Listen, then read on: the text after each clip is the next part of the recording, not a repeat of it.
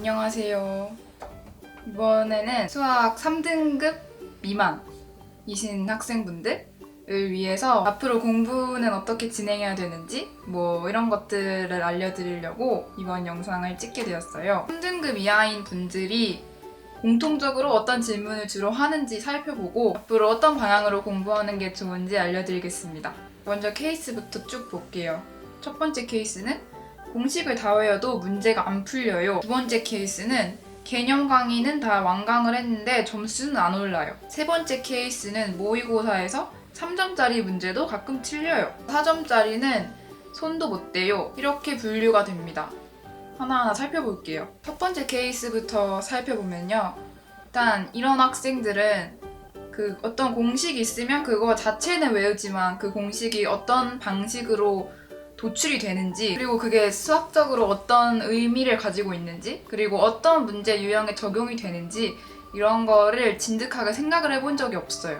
그냥 공식만 딱 외워놓고 그거를 바로 적용만 하려고 하는 거예요.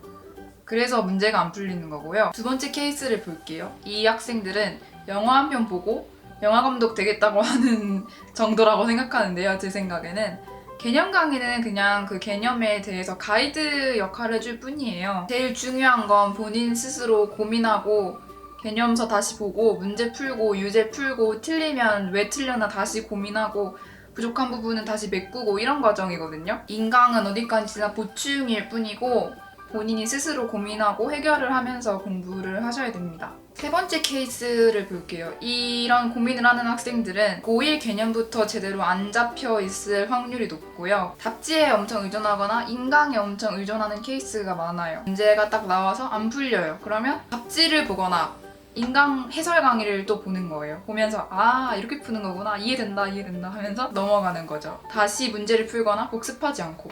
잘못된 공부의 표본이라고 생각을 합니다. 이렇게 케이스별로 살펴봤는데요.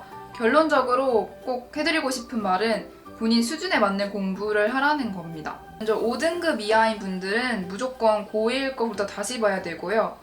고1 거 기본적인 개념 다시 공부하고 예제나 기본적인 문제 같은 거를 풀어보면서 공부를 하셔야 돼요. 3, 4등급인 경우는 기출문제 3점짜리 문제를 먼저 공략하는 게 좋은데요. 3점짜리 완벽하게 한 바퀴 돌리면서 부족한 유형들은 유형별로 하나하나씩 공부를 해 나가세요. 어느 정도 3점 됐으면 이제 4점짜리 문제도 조금씩 공략을 하시는데요. 내가 풀 수 있는 4점 유형을 만든다라는 목표를 가지세요. 4점짜리의 유형 중에서도 좀 어느 정도 손 댈 수 있는 유형들은 꽤 있기 때문에 그런 유형들을 유형별로 하나하나씩 이제 퀘스트 깨듯이 정복해 나가는 느낌으로 공부를 하세요.